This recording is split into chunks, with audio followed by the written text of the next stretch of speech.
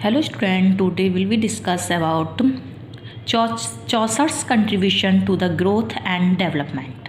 Okay, जो हैं चौसर हैं उनका जो इंग्लिश लैंग्वेज में क्या योगदान है उनके बारे में हम पढ़ेंगे. ठीक, चौसर standard meritorious service to the English language by making it an instrument of social, political and literary thoughts. He rendered the same service to the English language as Dante had done to the Italian language. He harmonized, regulated and made popular the discordant elements of the national speech. When made popular the discordant elements of the national speech, when Chaucer was in his teens, the English language was passing through a critical period. French was the chief language of the nobility and the critical period. French was nobility and the court. After 1350, French began to lose its influence upon the English life at large, and the complete victory of the English language was signalized by a statute of 1362 which allows suits to be pleaded in the law courts in English instead of French. Okay, first heading है Chaucer's service to the English language. English language में Chaucer की क्या सेवाएं थीं वो हैं. Okay, the triumph of the English over Anglo French was greatly facilitated by the fact that both the language had long been spoken by the same tongues. As the victory in the battles of Crecy and of Poitiers fanned the flame of patriotism and national pride. French was neglected by the common Englishman. While French was thus losing its hold, no standard form of English was able to occupy its place. English was in a deplorable state. It was split up into 4 dialects, differing sufficiently from each other to hamper inner communications. Chaucer wrote in Troilus and Cressida, and for there is no great diversity in English and writing of our tongues. Okay, next the 4 dialects and Chaucer's choice. There were 4 marked dialects: Southland, Midland, Northumbrian and Kentish. Of these the Midland ought to be more precise, and the East Midland dialect was the simplest in its grammatical structure and free from inflections of other 3. Hence the East Midland English gained ascendancy because it was the speech of the capital and 2 centers of learning, Oxford and Cambridge, and the language in which the writers and poets wrote their works. His language compared with Shakespeare's is simplicity itself, and any determined reader with his wits about him and a glossary at his elbow can very quickly accustom himself to a turn of phrases which is strange only when the strangers of bygone fashion in dress. Next, Chaucer's contribution to the English language.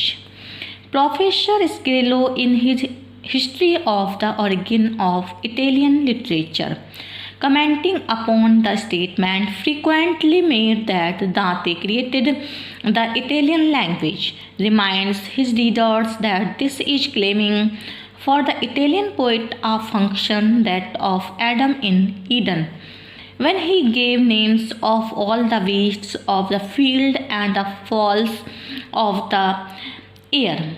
A similar statement might appropriately have been addressed to those writers who have called Chaucer the creator of English.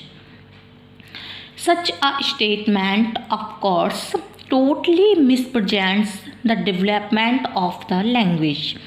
Chaucer employed the London speech of his time, and a minute comparison of his usage with that of the contemporary London archives shows that the two correspond in all essentials. He did not invent or alter the grammatical inflections, but he also appears to have added a few words to the English vocabulary. At least Mr. Henry Bravely, in the light of his experience in editing the New English Dictionary, was very cautious about attributing such contributions to the poet. Okay. Next is Chaucer's use of the South East Midland dialect. And Chaucer's language then is late Middle English of the South East Midland type, as compared with Anglo-Saxon or some of the other dialects of Middle English. Its inflections are simple and offer little difficulty to the reader of today. But many words retain a syllabic either final or in the ending, which afterward ceased to be pronounced, and the vowels had in general their present consonantal rather than their English sound for metrical purpose. Consequently, Chaucer's language was very different from ours, and it is impossible to read his words properly, to say nothing of appreciating it, without having some knowledge of the older pronunciation and grammatical forms. It is because this knowledge was lost from the 15th century down to the middle of the 19th that many of Chaucer's most enthusiastic admirers among English poets and critics have regarded his meter as irregular and rough. Next, Chaucer popularized the East Midland dialect.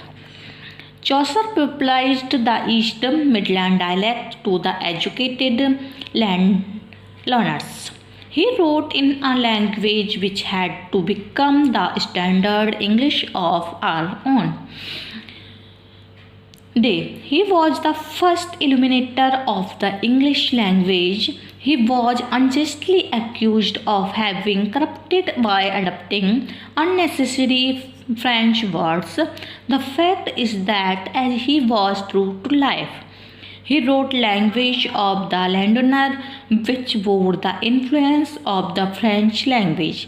By this happy blend of French and English, Chaucer rendered meritorious service to the English.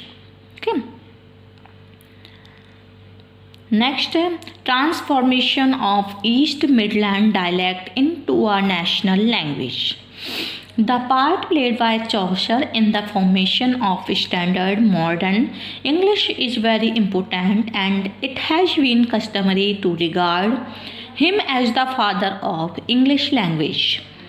But this view has been disputed by modern philological research on the ground that the dialect, London, with or without Chaucer, would have taken in the lead anyway. It must, however, he admitted that but for his influence, the establishment of the London dialect as the standard language would have been hesitating and slow.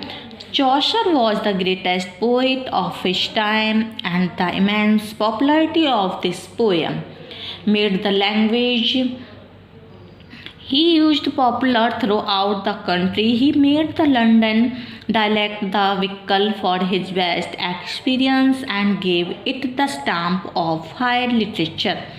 He wrote it with ease and elegance and regularity hitherto unknown. All his helped to establish the dialect as the standard language of the country. Okay.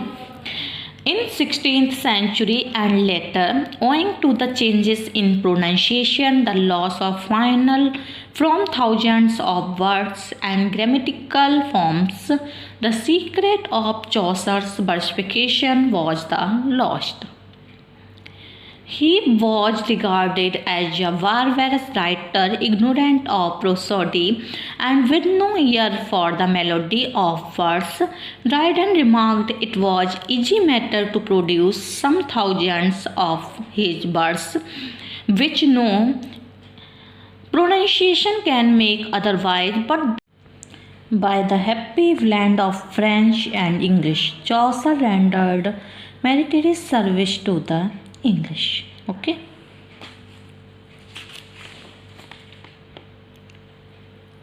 Chaucer employed three principal meters, the 8th-level lines rhyming in couplets, as in the books of the Duchess, the 10th-level line also rhyming to couplets, as in prologue to the Canterbury Tales.